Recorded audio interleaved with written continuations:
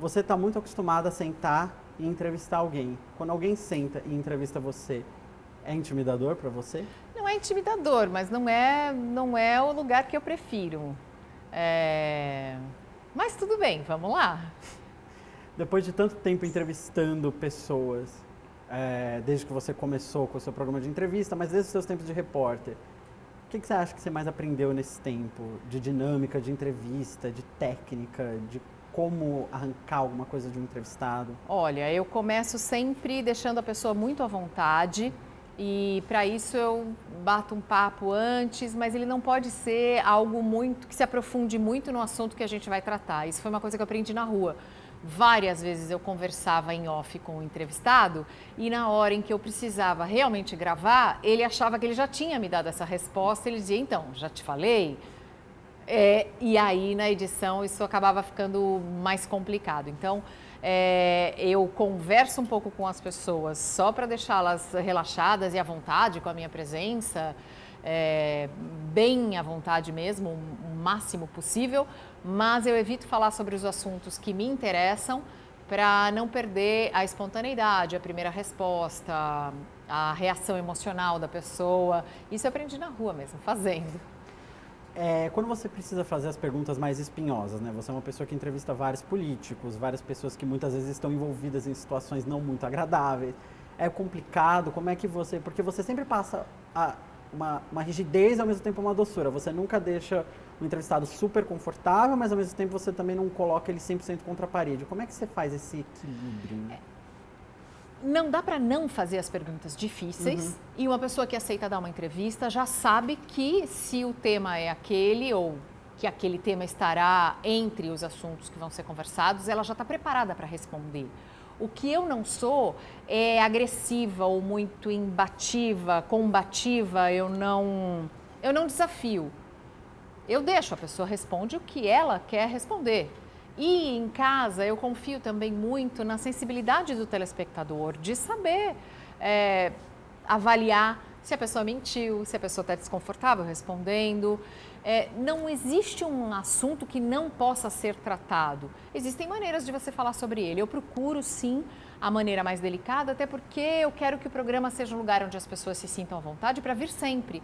Se eu fizer um programa com muita pancada, vai chegar uma hora que os entrevistados vão dizer, não, lá não. E eu quero que as pessoas venham, porque eu faço a pergunta difícil, eu pergunto com sinceridade, mas eu também acho que eu permito que a pessoa responda e a resposta dela é válida, claro. Mas você também coloca um pouco de um questionamento ali, você também só não ouve e anexa simplesmente. Então, às vezes eu tenho reações espontâneas. Algumas acabaram virando meme. Como a do Bolsonaro. Do Bolsonaro, que ele comentou dos presidentes da época da ditadura militar e você falou que ele... Oi, não! Você pode ver, dos 5 presidentes militares, qual deles eram formados em economia? Nenhum. E trouxeram o Brasil da 49ª para a 8ª economia no mundo. Oi? Não, eles deixaram o Brasil com muita inflação, fizeram a dívida externa do tamanho que ficou. Não, a dívida externa foi de... Agora, mesmo a dívida externa que era grande para aquela época... Tinha inflação, no governo militar tinha inflação. No final tem inflação grande do governo Figueiredo. Porque, na verdade, ele comentou que porque ele estava falando sobre uma coisa muito específica. Economia. Ele estava falando sobre uma pujança econômica do Brasil que não existia naquela época. Então, eu não conseguia nem entender... não, tinha a dívida externa, a gente teve uma maxi desvalorização da moeda nos anos 80, Delfim Neto, então eu não conseguia entender o que ele estava dizendo. E foi uma reação a uma resposta, não era nenhuma pergunta que estava preparada para. Você estava ali ouvindo e você... Eu estava ali ouvindo e você levou um susto espontaneamente na hora também que ele susto, respondeu. Claro. Quais são as suas maiores inspirações na hora de... Hoje você está na Rede TV, que é uma emissora que já contou, por exemplo, Marília Gabriela, que é considerada uma das Marília Gabriela é maravilhosa. Sempre assisti Marília Gabriela. Ela fazia na época, eu acho que era na TV Bandeirantes, um programa chamado Cara a Cara, que eu achava incrível. Fundo preto, tudo escuro, a iluminação só nela e no entrevistado. Ela fazia muita entrevista com político. E que eu me lembre era a pessoa mais preparada para a entrevista, a mais profunda nos questionamentos, a mais interessante para assistir. Marília Gabriela sempre foi uma inspiração, sempre. Queria voltar um pouco, falar bem lá do teu começo, assim, você vem de Itanhaém, certo? Puxa vida, eu nasci em Itanhaém, na verdade, meu pai era gerente da CESP, a minha família toda é do interior de São Paulo, é de Amparo, tanto meu pai quanto a minha mãe, meus primos moram lá até hoje, eu não tenho família em Itanhaém, embora meu pai tenha ido morar em Santos nos últimos anos da vida dele. Mas eu sou uma menina do interior mesmo. Minha família depois foi para Jundiaí, passei a infância e a adolescência lá. Eu sou uma menina do interior e comecei a trabalhar com 16 anos, 15, 16. Você já começou a trabalhar com 15, 16 com jornalismo mesmo ou era com outras coisas? Eu estava indo para um curso de inglês e passei numa agência de publicidade para pedir um copo d'água, porque eu estava indo a pé e eu sou muito... E no interior você pode fazer isso, você pode entrar nos lugares, pedir água, você pode falar com as pessoas, ou podia, pelo menos nos anos 80. E aí eu entrei para pedir água, eu vi um erro de digitação num rascunho de um anúncio. Aí eu disse, suspensão é com S, pelo amor de Deus, não vai escrever suspensão com C cedilha. Ele olhou e falou, é mesmo? Eu, E aí ele fazia um trabalho para Casa Mário de Pneus e me contratou para corrigir os textos. Eu virei redatora júnior. E foi uma experiência muito bacana, porque era com um cara que ele tinha trabalhado no Jornal da Tarde aqui em São Paulo. E tinha muita gente de Jundiaí que trabalhava nos jornais aqui em São Paulo, no Estadão, no JT. E aí eu acabei conhecendo muita gente da área do jornalismo, que eu já sabia que era uma área que eu queria seguir desde que eu era pirralha. E você mudou também bastante, né? Que você veio para São Paulo, depois você foi para o Rio, você ficou meio que numa ponte aérea bem doida. Quando eu fui para o Rio, eu fiquei 20 anos na Globo, 21, depois eu fiquei mais 3 anos na Globo News. E aí também foi outra experiência incrível. Porque eu peguei um processo de mudança da Globo News com a direção da Maria Eugênia e foi o máximo. Eu tenho, assim, muito carinho por essa fase e muitas lembranças boas. Então era Jornal das 10 com a Renata Lopretti, o Davi Butter era editor e a Joana Studart, então era bem legal. Eu gostei muito e foi também o que mais me aproximou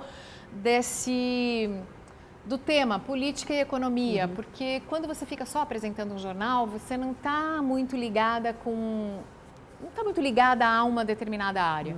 Então, trabalhar na Globo News definitivamente me aproximou mais à imagem. O assunto sempre me interessou, mas a minha imagem ficou um pouquinho mais próxima desse universo. Desses temas mais sérios. Eu ia até te perguntar sobre isso. Eu queria te perguntar um pouco sobre a sua experiência como repórter, porque você teve um nome muito atrelado à bancada, porque assim, você foi repórter durante um tempo, mas quase imediatamente você já foi para a bancada. Você ficou mais de 10 anos no Bom Dia Brasil. O que você tem de lembrança como repórter? O que você trouxe de repórter para essa experiência? Eu valorizo muito a profissão de repórter. Para mim, o jornalista é repórter. Ele sempre é repórter. Se ele for só apresentador, eu acho que é uma falha. Porque a reportagem faz parte da formação do jornalista. Mas eu apresento muito bem. E aí você acaba ficando presa àquilo que você faz melhor. Ao mesmo tempo em que para algumas pessoas é uma promoção, eu podia ter feito só bancada. Mas eu é que não quis. Eu comecei a trabalhar em TV na Gazeta, da Gazeta fui para a Manchete, da Manchete fui para o SBT com o Osmar de Oliveira, do SBT eu fui para a Globo. Na Globo, a proposta para mim era de ser apresentadora. E eu que não quis. Eu falei, não, eu tenho 22 anos, 23. Se eu começar na apresentação agora, com 40 anos, eu vou ser o quê? Uma apresentadora velha. Porque mulher também não fica velha à frente dos programas no Brasil, na TV brasileira. A TV brasileira trata muito mal as mulheres que envelhecem na frente das câmeras. Vai tirando devagarzinho, vai tirando devagarzinho. Os homens acabam ficando mais tempo. A gente teve Cid Moreira e Sérgio Chapelin à frente do Jornal Nacional, com cabelos grisalhos, o Cid completamente de cabelo branco. Agora, você não viu a Lilian Vitfib envelhecer no ar, você não viu a Ana Paula Padrão envelhecer no jornalismo, você não vê, é impressionante. Você acha que isso não mudou, essa realidade para as mulheres no jornalismo? Mudar? Não mudou. Arruma um lugarzinho ali lá na Globo News, arruma um lugar. Sempre tem lugar para quem é competente, mas geralmente não é no vídeo, não. O que também acabou pesando na minha decisão aos 45 anos. Eu falei, opa, estou com 45, daqui a pouco eles começam a fazer isso comigo também, né? Vão tirando devagarzinho. Então era hora de inventar uma coisa nova. Mas eu não tenho medo. Eu não tenho medo de estar viva, não tenho medo de novos desafios, eu não tenho medo. Mas você sentiu essa pressão com você, assim, na frente das câmeras, tipo, eu tô envelhecendo, eles vão querer me dispensar? Eu não ligo muito pra isso. Esse negócio de vaidade é uma coisa chata. Eu costumo falar, eu não gosto de passar maquiagem. Aí tinha um maquiador na Globo que falava, vai trabalhar em rádio. Porque você não gosta de maquiar, mas eu não gosto. Imagina todo dia passar uma maquiagem como se fosse num casamento. É muito chato. E aí eu costumava falar, ai, meu cromossomo X é Y, porque não dá, eu não tenho essa coisa de... E também não sinto a pressão. Eu me lembro que tinha uma diretora que tinha sido bailarina, então ela estava sempre em forma. E ela dizia assim, ai, você precisa emagrecer. Cada vez que ela dizia isso, eu engordava uns 3 quilos. Eu falava, é? Peraí, sai um X salada com bacon, que eu quero ver. Você me contratou pelo quê? Ou é pelo meu trabalho? Você chegou a ouvir comentários como esse, né? Ah, você precisa emagrecer, claro, você precisa... Claro. Seu cabelo, em algum momento, também foi um problema? Assim, você tinha o cabelo bem curtinho, né? Quando você entrou na TV. Meu cabelo era gigantesco. Era um cabelo enorme. E aí, com 20 anos, eu cortei. E eu cortei ele super curtinho, porque na época o chroma key da televisão, ele não tinha a qualidade que tem hoje, ele não recortava direito. Então, se você tinha o cabelo encaracolado, que era o caso do meu cabelo, que era todo cacheado, não ia dar para fazer chroma key. Então, tinha que cortar. Cortei curtinho, até porque não me importo com essa coisa de vaidade. Tá bom. Só que eu fiquei 30 anos com o cabelo curto. Eu tenho 50. Aí eu pensei, quando eu era pequena, minha mãe fazia uns penteados lindos no cabelo dela, um coque, banana. E eu nunca vou usar um penteado de uma senhora, nunca vou fazer um cabelo diferente. Vou deixar o cabelo crescer. Agora, o que tem é um monte de gente no meu Instagram me aborrecendo, querendo que eu corte cabelo. Porque é sua marca registrada. Eu falei, gente, nem cabelo é marca registrada de ninguém, nem pinta, nem nada. Cabelo não é marca registrada de ninguém. Isso é um comentário que você ouve só com mulheres também, né? Não é um comentário que você ouve com homens na televisão, né? Mulher cobra muito de mulher. Mulher fala, eu gosto mais do seu cabelo de antes, você ficou velha com esse cabelo. Que velha, eu tenho 50 anos, quero ver você com 50 anos então, manda uma foto pra mim, vamos comparar. Como assim? Por que as pessoas ficam nessa cobrança com o outro, né? Eu não entendo muito isso. Você lida bem com o fato de você ter feito 50 anos? Você fez 50 anos esse ano, Super, né? acho o máximo, sou eu que saio falando, tenho 50 anos, tô ótima. Nem ligo. Que você falou um pouco dessa coisa de pressões e tal, essa coisa de televisão. Plástica também é uma coisa que nem passa pela sua cabeça, Não. Então, né? Uma coisa que você... Não, um botoquinhos, eu já fiz um botoquinho aqui uma vez. Eu tenho uma prima que é dermato e ela, Mas uma coisa que você queria fazer, né? Não porque disseram que você precisava. Porque muitas vezes a gente escuta histórias dessa, né? Dessa cobrança. Olha, eu vou te falar uma coisa. Eu já quase morri. Não uma, nem só 2 vezes. Foram 3. Quando você quase morre e não morre, você fala assim, por que eu estava me importando com aquilo? As coisas ganham outra perspectiva. Então, uma vez meu carro capotou na rodovia dos Bandeirantes 5 vezes. Cada volta que o carro dava, e é em câmera lenta, eu pensava, ai meu Deus, que bom que meu filho não está no carro, assim morro só eu, minha mãe ainda está ótima para cuidar da criança. Vamos lá, tá tudo certo, tem dinheiro no banco. Você vai pensando no que em como vai ficar sua vida sem você. Na segunda volta eu pensava, tô na rodovia dos Bandeirantes, que loucura, tô capotando numa rodovia movimentada, numa sexta-feira à tarde, e agora? Deus, por favor, não me deixa bater em ninguém, porque eu não quero morrer, mas também não quero matar ninguém. Daí você pensa, puxa vida, você já pensou se meu carro amassa um carro com uma família cheia de criancinha? Que Deus me livre desse momento. E aí quando o carro finalmente para e chega a polícia em 3 segundos, chegou a polícia militar, porque por acaso eles estavam vindo logo atrás, eram policiais militares de Campinas que fizeram meu resgate. Aí você pensa assim, nossa, não morri? Ótimo, então já que eu não morri, deixa eu ver se está tudo certo. Abaixo o espelhinho e fala, opa, ainda posso trabalhar na televisão, beleza. Mas você tem uma nova perspectiva a partir do momento do nascimento de um filho, a partir de um momento como esse, de limite das coisas, a partir de um sofrimento muito grande. Esse ano eu perdi meu pai e também é uma coisa que dá nova perspectiva para as pessoas, a perda de um amor, de um porto seguro, a perda de uma situação. É o meu passado que não está mais ali. Não posso mais ligar para ele e falar, pai, estou descendo, vou te visitar, vamos comer um peixe. Não tem mais para quem ligar. Então, cada fase da vida é incrível, cada fase da vida tem seus desafios, seus prazeres, suas glórias. E eu acho que eu aproveitei bem cada uma delas. Eu aproveitei muito a minha infância no litoral e no interior. Eu aproveitei muito o começo da minha carreira, não permitindo que eu fosse seduzida só pelo lado de, nossa, como você é bonita, como você fala bem, vem ser só apresentadora.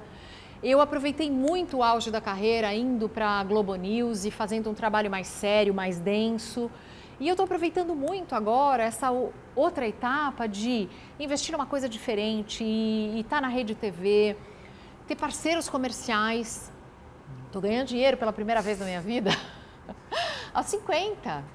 Então, novidades. Escrevi um livro, estou escrevendo o segundo, tenho projeto para novidades para até o final desse ano. Agora você deu. Então não posso. Poxa. Não é meu segredo.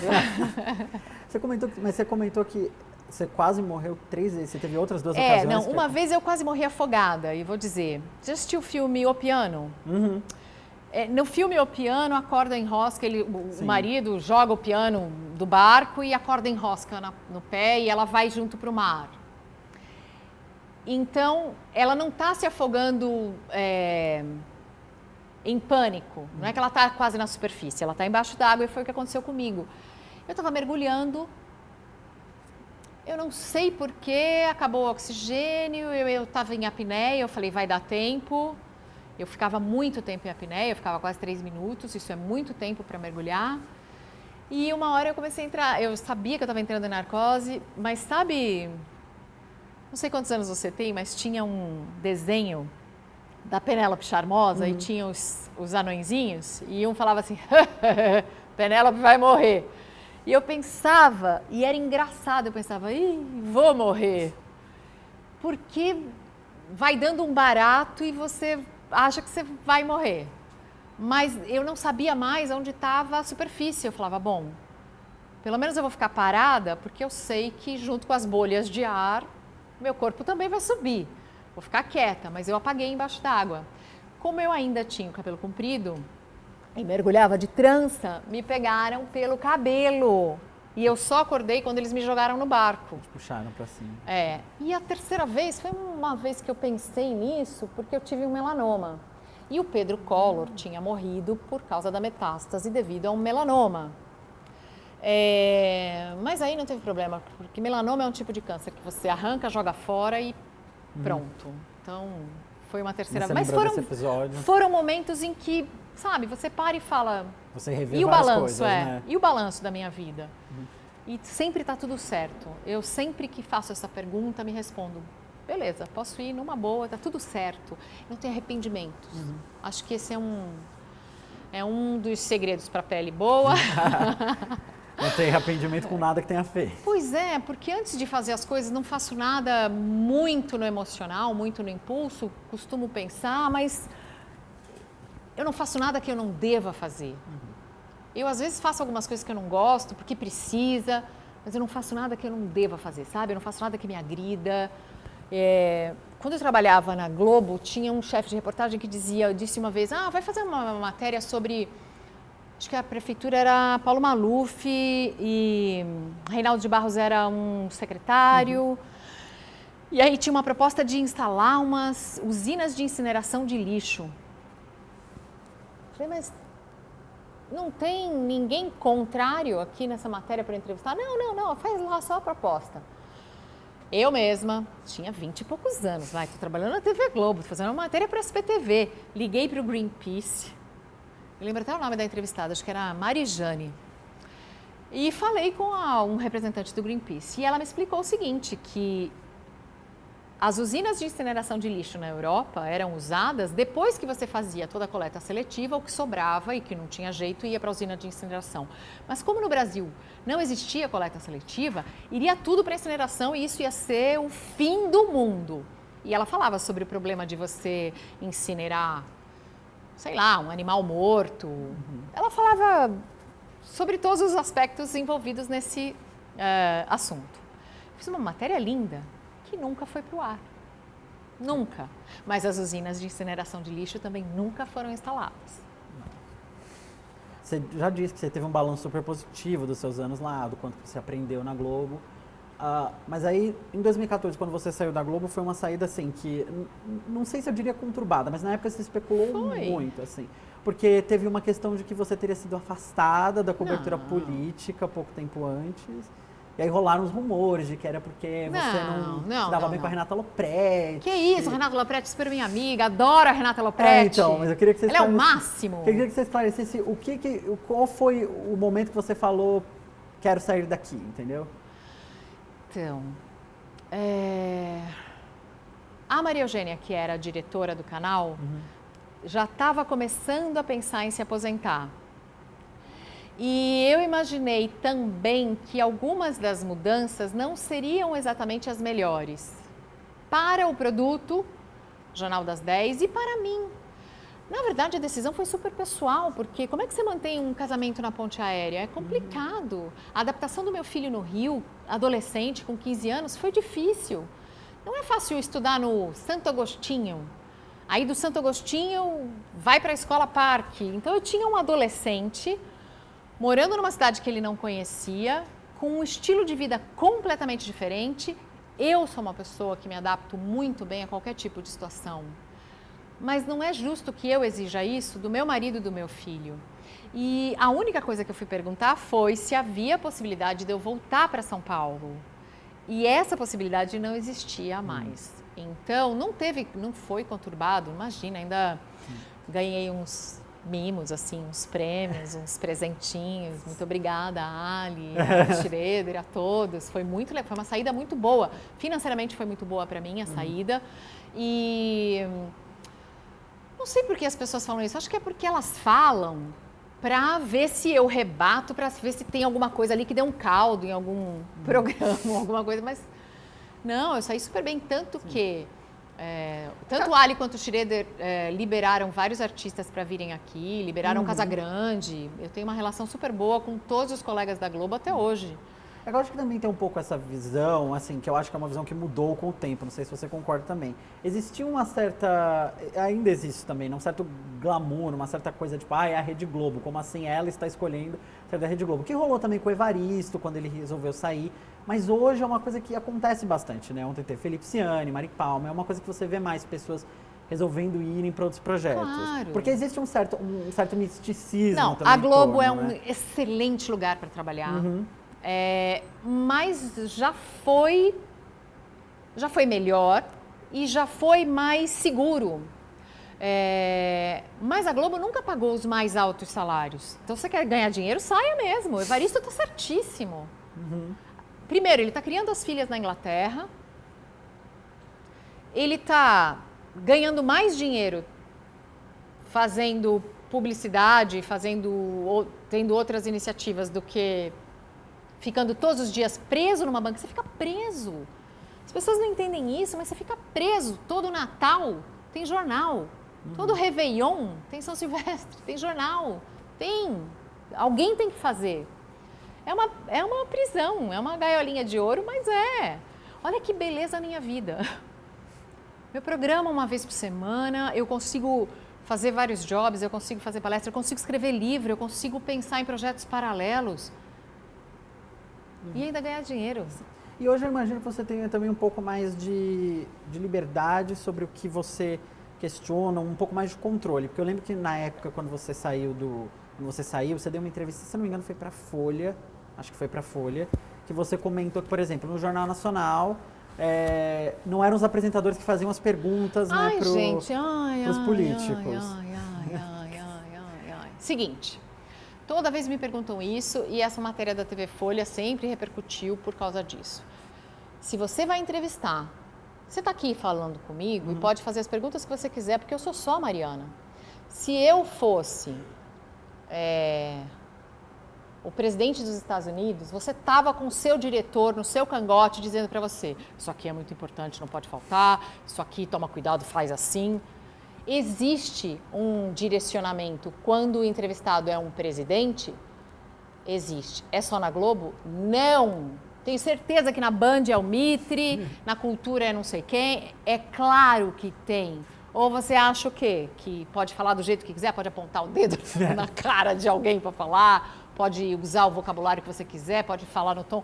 Isso tudo tem que ser combinado, sim. Hoje a gente vive talvez os tempos mais polarizados politicamente, socialmente, dos últimos anos no Brasil. Acho isso um horror. E hoje, especialmente para jornalistas, é muito complicado, porque se você é jornalista hoje, num certo radicalismo que existe, ou você é comunista ou você é golpista. As pessoas estão loucas, né? Como é que você caminha essa corda bamba, né, que as pessoas não cansam de balançar para ver se você cai? Porque é complicado, né? As pessoas me chamam de tudo, ou de coxinha ou de mortadela. Na época que começou isso aí, era coxinha e mortadela.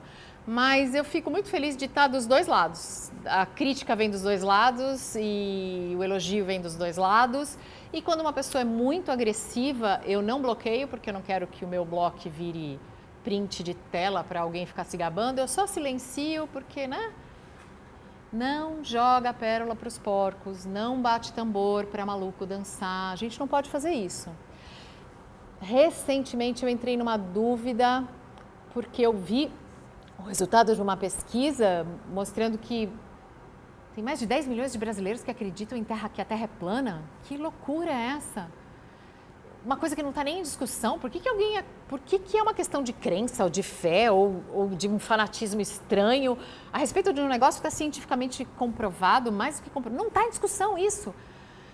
Você assistiu o documentário da Netflix sobre a Terra plana?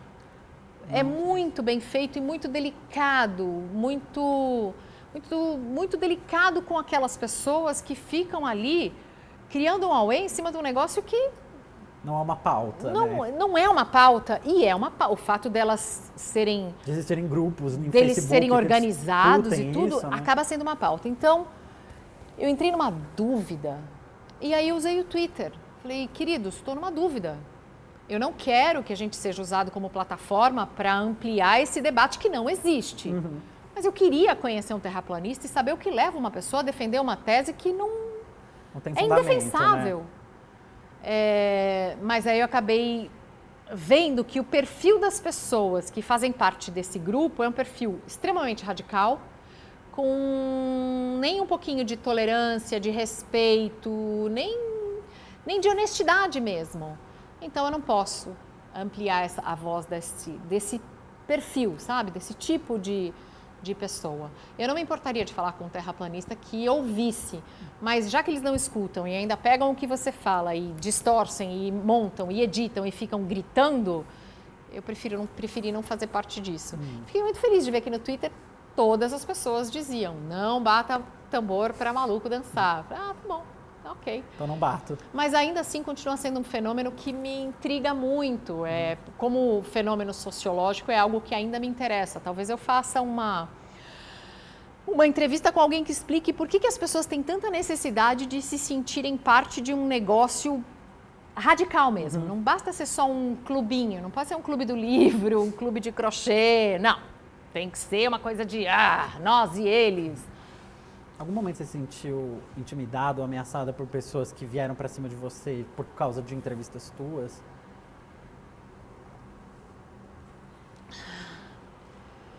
Sabe que eu acho que a minha imagem é um pouco mais fofa. Por que não? Eu nunca recebi uma ameaça de nenhum tipo. Eu tô aqui pensando de nenhum tipo. Mesmo quando as pessoas não gostam de alguma coisa, elas são super delicadas para falar comigo. Não. E olha que eu já falei com um monte, eu já entrevistei todo mundo. Eu também queria justamente perguntar sobre isso, e como você pega esse negócio da polarização e você lida com ele na hora de entrevistar alguém. Porque eu lembro assim, pescando por cima, eu lembro que, por exemplo, você entrevistou a ex-presidente Dilma em 2 ocasiões distintas. Na primeira ocasião, você fez uma pergunta para ela, ela te rebateu, eu não lembro exatamente com o quê, e aí, tipo, as pessoas que eram muito defensoras da Dilma usaram isso contra você. Então, ela tentou colocar a Dilma contra a parede e não conseguiu. Eu particularmente dizer, sou a favor dos vazamentos, porque eu lógico acho que você vive deles, né, querida? Ao mesmo tempo, numa outra entrevista, você se compadeceu, né, da história que ela contou sobre as torturas que ela sofreu na ditadura, e as pessoas que eram contra a Dilma também vieram para cima de você. As pessoas que vêm para si, isso não me interessa. Eu não trabalho para alguém gostar do resultado. E quando eu estou entrevistando alguém e falo alguma coisa, eu não estou dando a minha opinião. Isso que também é bem interessante, que nem todas as pessoas conseguem entender, que o trabalho do jornalista é tirar a melhor resposta do entrevistado. Nem sempre isso é feito com uma opinião, uma crença, uma postura do próprio jornalista. Às vezes eu falo os maiores absurdos, eu não acredito naquilo, mas eu estou provocando uma resposta. Então, é engraçado, mas isso é ignorância das pessoas que não sabem como é o trabalho Do jornalista porque mesmo. isso é uma técnica, simplesmente. Você vai fazer o quê? Você vai perguntar e aí você vai provocar com algumas outras informações e você pode ter nível de provocação, mas eu vi hoje uma entrevista, eu não gosto de entrevista agressiva, isso me faz mal. Faz algum tempo que eu estou distante de todo tipo de agressividade.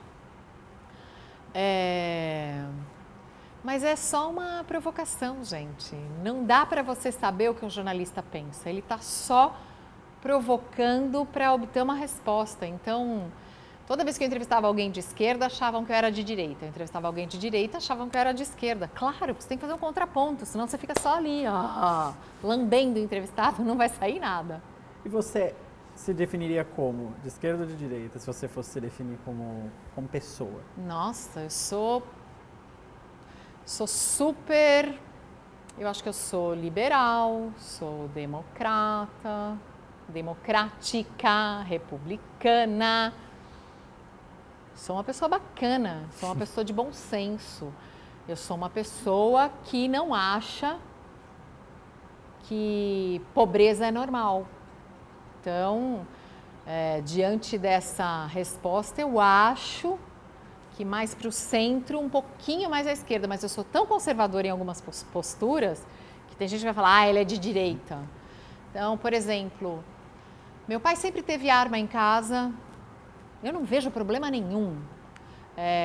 Eu acho que todo mundo tem que ter arma? Não, se dependesse de mim, eu faria um exame psicotécnico, mas valeria para carro também. Se dependesse de mim, eu acho que eu seria monarquista, pronto. Aí eu ia querer ser a rainha do universo. Era uma brincadeira que eu fazia na rádio. Quando eu trabalhava na Rádio Globo, as pessoas me perguntavam sobre isso, eu dizia assim, não, eu quero ser presidente só se for para ser presidente do mundo. Porque o planeta é um só. Nós estamos todos ligados e conectados de alguma maneira. E eu sou uma pessoa cristã, eu sou católica e eu sou cristã. Eu não acredito em bem-estar enquanto eu estiver olhando o sofrimento do outro. Eu não acredito numa vida digna só para 1/3 ou 1/10 do planeta. Eu não acredito nisso. Então, a exploração ao nível máximo das riquezas minerais e aquela pobreza absurda que você ainda vê em alguns pontos do planeta, para mim isso não tem justificativa. Agora a gente vai ver, a gente vai seguindo, né? O planeta vai seguindo, a vida vai passando, os anos vão passando, algumas coisas mudam, outras voltam, a história é cíclica, as histórias se repetem. A gente tem movimentos de ultradireita crescendo no mundo, a gente vai ter reação a eles provavelmente mais para frente, mas eles já são uma reação ao que vem acontecendo. E evoluir de verdade, o quanto a gente está evoluindo. Você é uma figura hoje, não sei se eu poderia dizer uma figura pública, né? Mas você é uma figura conhecida do público, né? Uma pessoa que de cabelo comprido, acho que ainda não... Estou achando ótimo que as pessoas olham e falam, será que é? Mas e esse cabelo? Mas as pessoas, assim, quando você está na televisão, quando você está no meio público, as pessoas acabam tendo interesse na tua vida pessoal, enfim, no que ela faz, no que ela gosta. Acaba acontecendo. Você vê que as pessoas têm esse interesse contigo?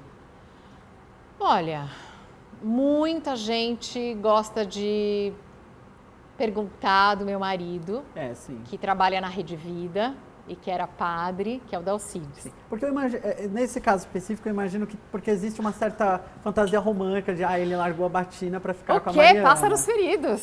Então, mas é isso mesmo que aconteceu? Foi isso que aconteceu. Ele era padre, ele era amigo de um amigo meu que nos apresentou. Eu dei algumas dicas para o programa que eles tinham. Os dois tinham um programa na Canção Nova. A gente ficou muito amigo, a gente sempre conversava. E um belo dia, uau! Eu falei, ih, caramba. Bom, ferrou. Você percebeu que você estava interessada nele. Então, daí a única coisa que eu falei foi assim, olha, eu vou te beijar. Ele falou, não. Eu falei, então sai da frente. E ele saiu. Correu. Mas aí a gente conversou bastante. Ele sumiu, ficou, sei lá, alguns meses. Ele tinha vários trabalhos para fazer em Portugal, viajou pela Europa durante meses. E quando ele voltou, ele decidiu que queria pedir a dispensa e quando ele voltou ele pediu em setembro e a gente casou em dezembro. Então também não aconselho a ninguém casar em 3 meses de namoro, mas foi isso que aconteceu e a gente está junto há 15 anos. Vocês se conheceram? Então foi lindo. Vocês namoraram 3 meses? E aí... porque a gente se conheceu 1 ano e meio ou 2 anos. Eu não sou muito boa de tempo. Uhum. Eu não calculo o tempo, mas sim. A gente ficou amigo um tempão.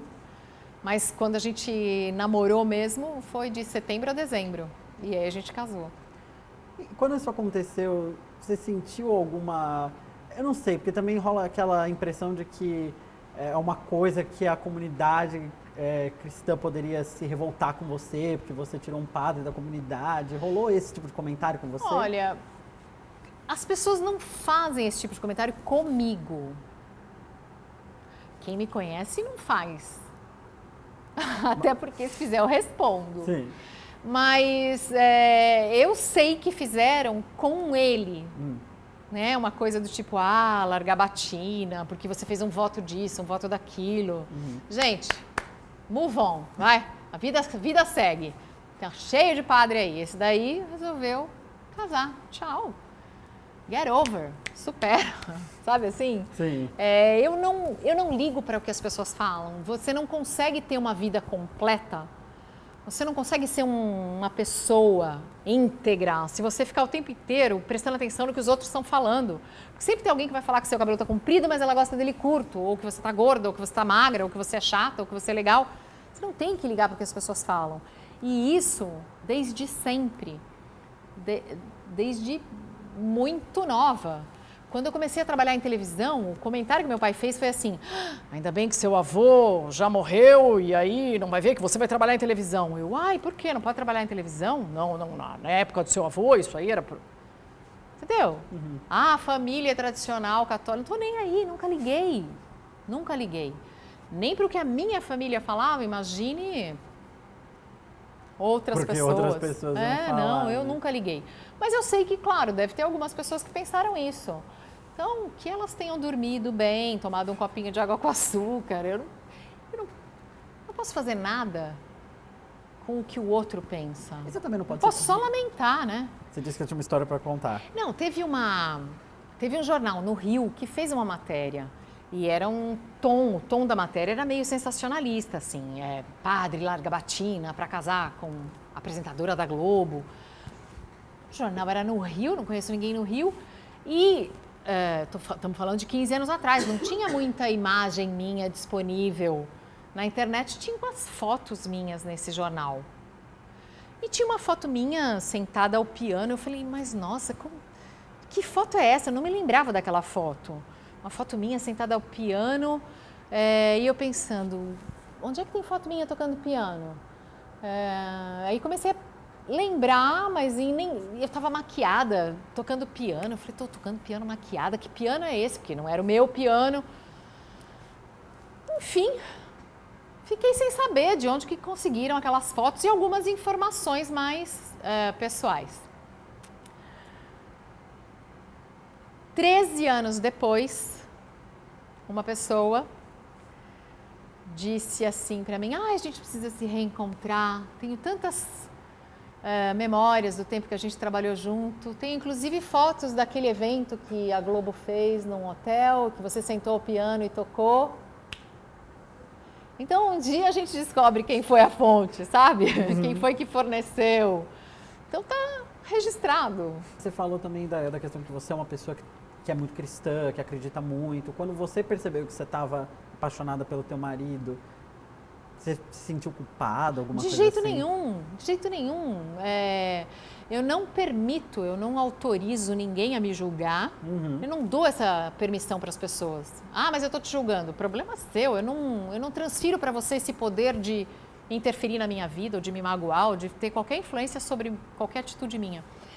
Mas mais do que isso, toda vez que você fizer alguma coisa por amor, está certo, Jesus está com você. Não tem problema nenhum. Por amor. É por verdade, é a vida, Não é pecado, né? Não, eu não acho isso não. A igreja que se resolva com os livrinhos que eles escreveram cheio de regras, entendeu? Aliás, no livrinho cheio de regras, o Dalcides já está liberadíssimo para casar, recebe uma carta em latim, bem escrita em latim. A carta é linda, a dispensa que vem do Vaticano, assinada pelo Papa. Tá vendo? Eu tenho autógrafo do Papa em casa, vocês não têm. Dá até para emoldurar na parede, meu autógrafo Eu nem sei onde pessoal está esse do documento, Papa. mas chega de Roma um documento liberando. Caramba. É bem bonito, vem em latim mesmo. É como se fosse um diploma. Mas é um diploma de downgrade, assim, está sendo rebaixado à vida laica. Tem certeza que é isso que você quer? Você também tem um filho, né, o Heitor, que tem 20 anos. 22. 22? Nossa. Tá na Poli. Ah, ele estuda o que na Poli? Ele vai querer me matar se eu falar dele. Na Poli Engenharia Mecânica. Ah, mas, bom, então ele vai acabar te matando. Mas Vai eu querer vou me ter que matar. perguntar. Mas, bom, eu queria, na verdade, começar... Uma vez você contou na rádio, eu não sei se foi no teu programa na Rádio Globo, ou se foi antes, em alguma outra entrevista que você deu, que... Como foi pra você criar teu filho sozinha, né? Porque Até os 6 de idade, era eu e o Heitor. Acho que você nunca comentou muito sobre esse... Foi de um primeiro relacionamento que você teve? Foi. Esse cara é um pai presente pro Heitor? Eu não comentei na época e não comento agora. Não, eu não falo porque é a vida dele e eu super mantenho... Eu respeito, né? Ele é mais tímido, mais reservado, então eu super respeito, mas ele é filho do Dal. Eles se encontraram, foi o Heitor que me falou, mãe, casa com o Dal. Aí eu falei, que é isso, moleque? Casamento é coisa séria, não pode ser assim, não. Casa que ele vai fazer bem pra você. Ele tinha 6 anos e foi legal porque ele participou da cerimônia, ele assinou um contrato ali, assinamos nós 3 um contrato de formação de uma nova família. E eu acho que ele nem se lembra que ele teve um outro pai em algum momento. Não é presente. Não é, nunca foi. E... Foi um relacionamento curto, né? Eu lembro que você falou que foi uma relacionamento de poucos meses. Assim. Não foi curto, mas não teve continuidade. E faz parte daquelas coisas que você também, a partir dali, cria uma nova perspectiva, porque é uma barra, é uma super dureza. Mas se você estiver aberto para entender o universo, a força e o poder do amor, você consegue entender que tem algumas coisas que você acha que são um drama, um pesadelo, uma crise, e você acaba vendo que, na verdade, foi um livramento, foi uma bênção, foi o melhor que podia ter acontecido. Então, é desse tipo de coisa. Nesses 6 anos que você criou o Heitor sozinha, o que você mais teve de aprendizado, assim, quando você foi pai e mãe dele, né? Olha, criar um filho sozinha. Na época era muito bacana que eu trabalhava no Bom Dia São Paulo. Então, às vezes, eu fugia, eu escapava da reunião de pauta que tinha depois do programa ir ao ar. E chegava em casa e ligava. Eu tinha que ter uma pessoa dormindo comigo em casa, então o Heitor teve babá. Desde 1 ano de idade até os 5, eu tive uma babá em casa para dormir, porque eu saía de casa às 4 horas da manhã. 4 horas da manhã você não deixa uma criança sozinha. Então, essa estrutura, ela era imprescindível para eu conseguir ter uma vida normal. Aí eu ligava para a babá e dizia, não manda ele para a escola. Pegava o moleque com 3, 4 anos, descia para o Guarujá, porque a Rede Globo ficava já ali na saída da Zona Sul, descia para o Guarujá, em 1 hora a gente estava na praia. Então, 9 horas da manhã, 9h30 da manhã, a gente estava pegando uma praia numa quarta-feira. O fato de ter sido mãe solteira fez com que eu me dedicasse muito mais ao meu filho e à educação e à formação, porque você fica com um certo complexo de culpa, você fica sentindo que não está fazendo o suficiente e tem que trabalhar com isso o tempo todo. Então eu me diverti muito, sempre com o Heitor, bastante. Tentei proporcionar para ele todas as alegrias e todas as experiências e principalmente todas as experiências que eu tive, porque eu lamento muito pelas crianças que moram na cidade grande. Imagina, eu andava a cavalo todo dia, para mim era normal. Bicho, árvore, eu conheço pelas folhas. Como assim uma criança que nunca subiu num pé de manga, nunca partiu a casquinha da manga no dente, descascou como se fosse uma banana e se lambuzou, sentindo o caldinho da manga cair pelo cotovelo. Às vezes nem andou de bicicleta, né? Porque na cidade é muito difícil. Pois também, é, né? não, bicicleta acho que dá, porque vai todo mundo para o Parque Ibirapuera e aprende, mas eu tenho certa pena, assim, de quem é criado, primeiro, como filho único, e segundo, numa cidade grande. Então, parabéns para todas as crianças que têm irmãos ou muitos amigos, muitos primos e vivem no interior. Vocês são privilegiados, porque para mim é o ideal. Então, eu ficava tentando sempre proporcionar isso para o Heitor. Eu era a tia legal do quarteirão, levava todo mundo para as lanchonetes. Assim. Eu estava sempre muito junta e fazendo muita coisa. Eu comecei a surfar por causa dele, porque queria que ele aprendesse a surfar e aí eu fui junto, só para ver como é que era. Então, para onde ele quiser ir, o que ele quiser fazer, eu estou sempre incentivando. Eu acho que eu mimo um pouco meu filho, acho, tem uma leve desconfiança. O que teu filho está estudando na Poli? Está na Poli, está fazendo engenharia mecânica, ele é muito bom aluno, ele é muito aplicado, ele sempre foi. Eu nunca fiquei em cima do estudo e ele sempre se saiu bem. Ele é responsável, faz parte dele ser assim. Vocês têm uma relação super próxima, né, pelo que você fala, né? Justamente por toda essa ligação que vocês tiveram.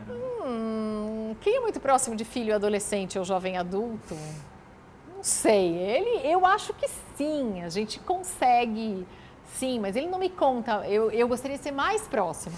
Eu sou quase invasiva, assim. Ele está sempre falando, não. Sai do meu quarto, por exemplo. Eu escuto Sai do meu quarto desde que ele tinha 12. Então, assim, dos 12 aos 18 eu só ouvia Sai do meu quarto.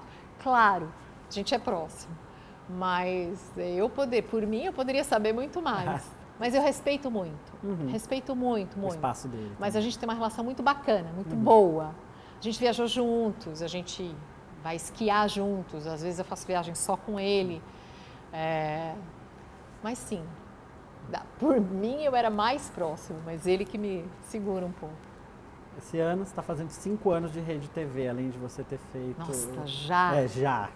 Porque você Já. entrou em 2014, então agora 5 anos. Você entrou no final. Não, o programa fez... porque o programa sim. estreou só em 2015, sim, tá porque você certo, ainda teve a gente um fez 4 período, anos de você ainda teve um programa. período antes do programa, né? Você... Imagina que vida boa, receber.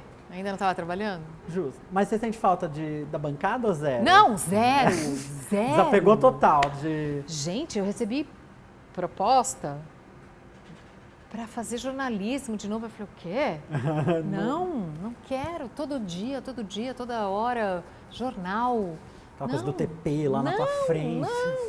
Não. Estou muito feliz fazendo o que eu faço. Estou com outros projetos.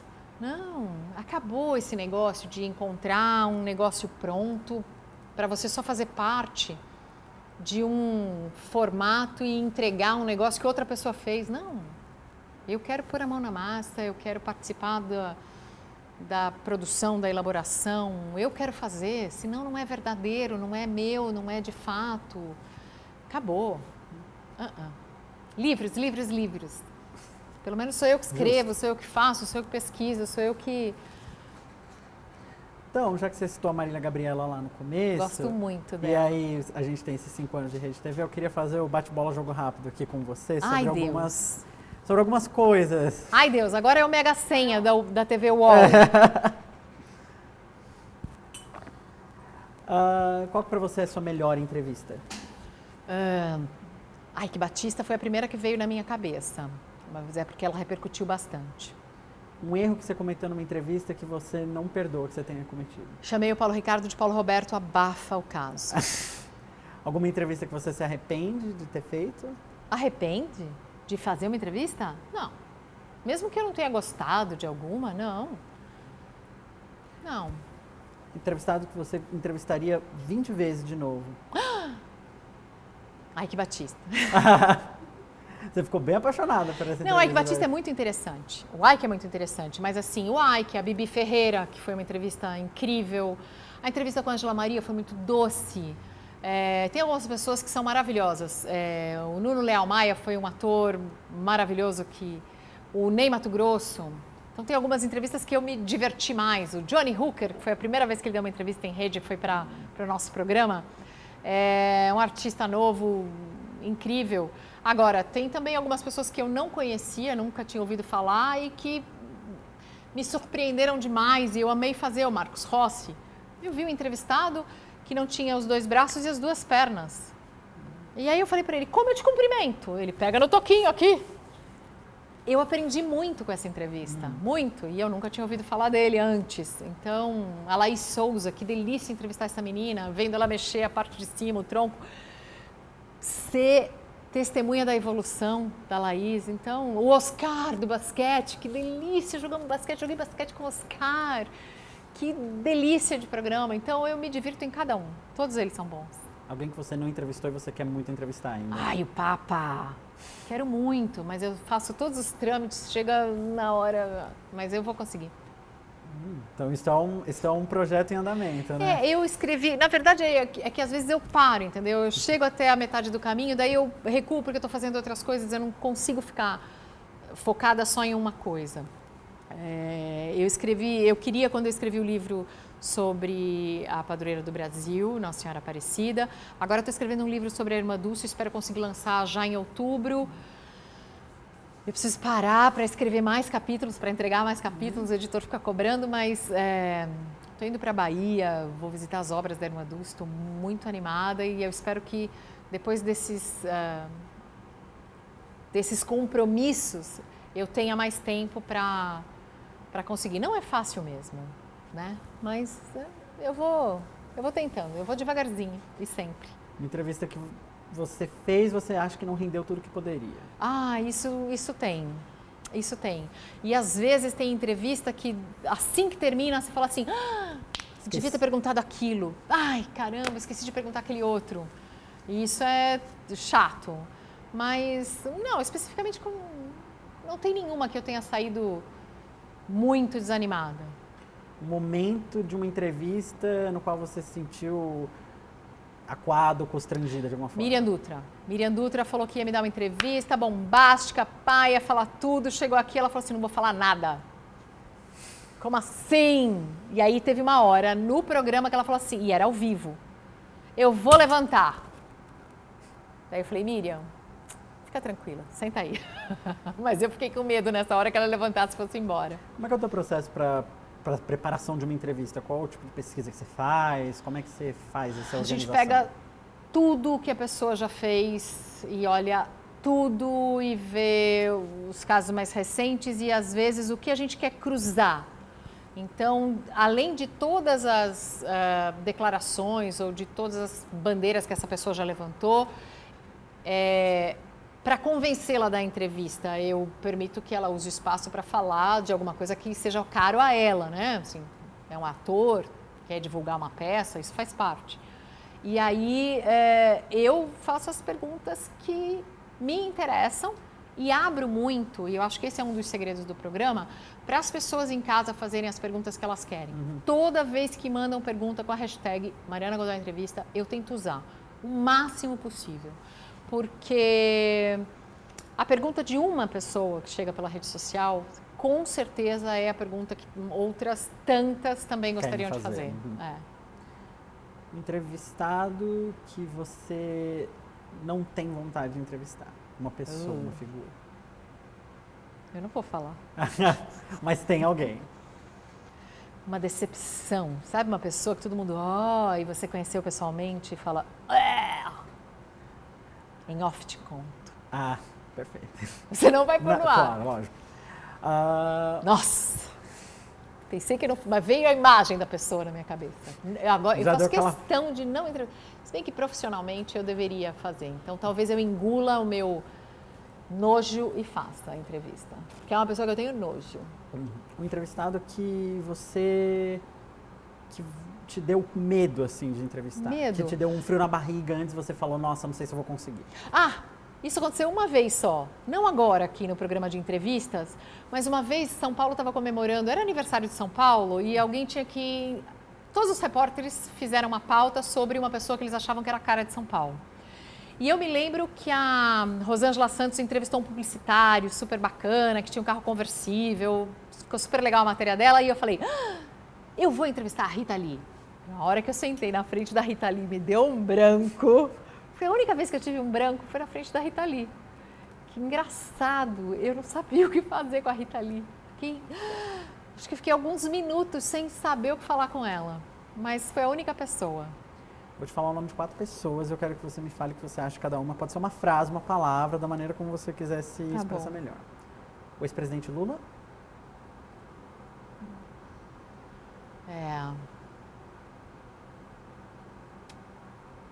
Um personagem interessante da nossa história. A ex-presidente Dilma?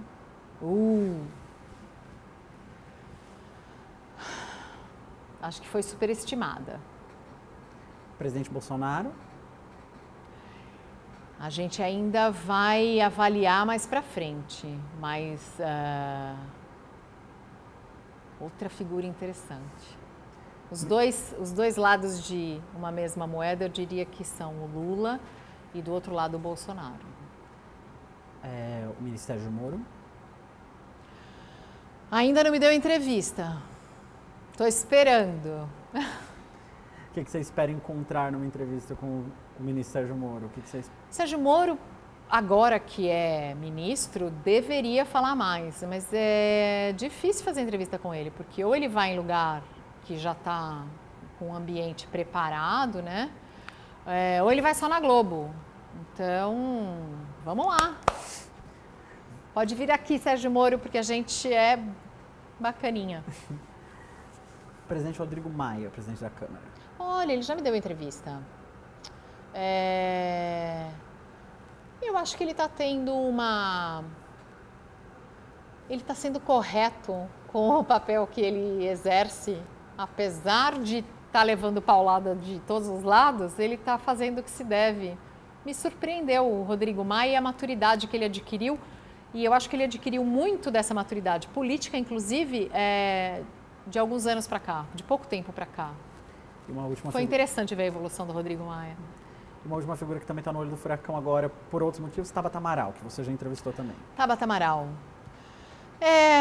O PDT não merece a Tabata Amaral. Tabata Amaral, eu acho que o Brasil deveria ter, sim, encontrado uma maneira, na reforma política tem que fazer isso, o brasileiro tem que exigir as candidaturas avulsas, a diminuição do número de partidos, o final desse absurdo que é verba para partido. É para fazer campanha, para fazer, não interessa. Tem que acabar com o fundo partidário para o que quer que seja. E a Tabata é uma jovem com futuro pela frente que agiu de acordo com a consciência, com aquilo que ela achava que era melhor. Ela nunca foi PDT e o melhor para a Tabata agora seria a expulsão. Já que você mencionou o PDT, eu quero adicionar uma pessoa, Ciro O Gomes. Ciro! Acho o Ciro ótimo entrevistado. Só tem manchetes bombásticas, ele é super didático, ele é muito claro no que ele fala, ele tem uma agressividade, uma certa ironia, uma comicidade, uma dramatização. Como entrevistado, o Ciro é maravilhoso. Acho que ele teria... Porque se fala muito que o PT meio que criou fatores que meio que barraram e impediram uma possível eleição do Ciro. Você acha que ele teria sido um presidente bom se ele tivesse sido eleito? Se não entra em campo, né?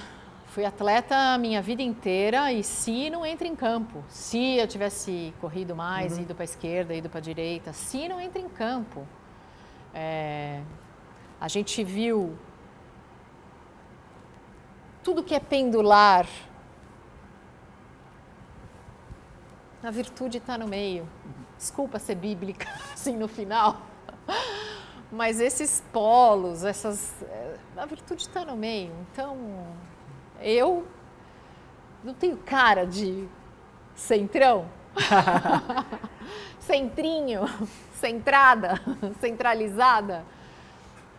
Eu não sei, eu acho que sim. Ele poderia ter feito pelo discurso que ele faz, poderia, mas talvez até pelo discurso que ele faz ele não conseguisse.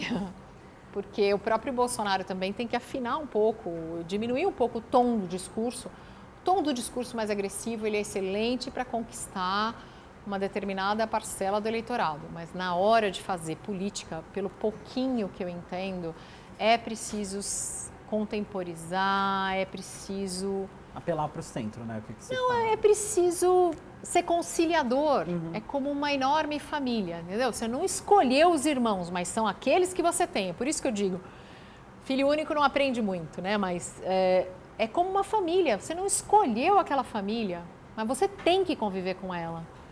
Então, é o que o Fernando Henrique dizia. Você tem que conviver com o Congresso. E aí? O que a gente vai fazer? Tuas expectativas para o futuro. Eu falo, assim, falando do teu futuro mesmo, assim, como pessoa, como jornalista. Quais que são? Eu não faço muitos planos a longo prazo. Eu espero sempre, como pessoa, ter saúde. E só. Só espero ter saúde. Meu pai ficou muito tempo doente e perder a saúde é triste, inclusive no Brasil. Quantos anos seu pai tinha? 77. Faleceu com 77 anos. Então, eu só espero ter saúde, porque o resto eu faço. Eu sou muito proativa. Eu tomo conta. Deixa que eu faço, deixa que eu cuido, deixa que eu vou. Eu tenho que tomar cuidado para não invadir, para não interferir, para não abarcar tudo. Eu sou muito assim, eu gosto de fazer. Então, Só a saúde é o que eu peço sempre, nas orações, e o que eu desejo sempre para as pessoas é saúde. E o que vier de bom junto é lucro, né? Não, paz, ó, saúde, paz, amor, amizade, isso tudo são coisas que dependem de você.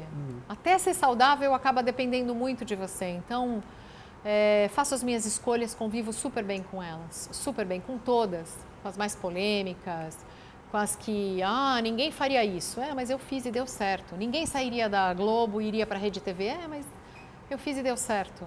Ninguém, sei lá, faria tal coisa. Eu não posso falar, que pena. Mas eu estou fazendo e se der certo vai ser lindo. Então tem um monte de coisa que nasce, surge. Eu sempre permiti que a vida me surpreendesse. Olha, eu aprendi a velejar, eu aprendi a andar de moto, eu aprendi a surfar. Fui jogadora de basquete, mas eu joguei também muito handball. Tudo que me oferecem para fazer, quer fazer tal coisa? Quero fazer tudo. Quero fazer rapel, quero entrar nas cavernas do Petar, quero fazer tudo. Quer ir para Cachoeira? Quero. Quer ir visitar não sei quem? Opa, tô junto. Vamos? Eu quero tudo. Eu faço tudo. E eu gosto de tudo. Eu viajo para qualquer lugar. Eu não tenho frescura, então eu gosto da vida. E aí a vida em volta gosta de mim.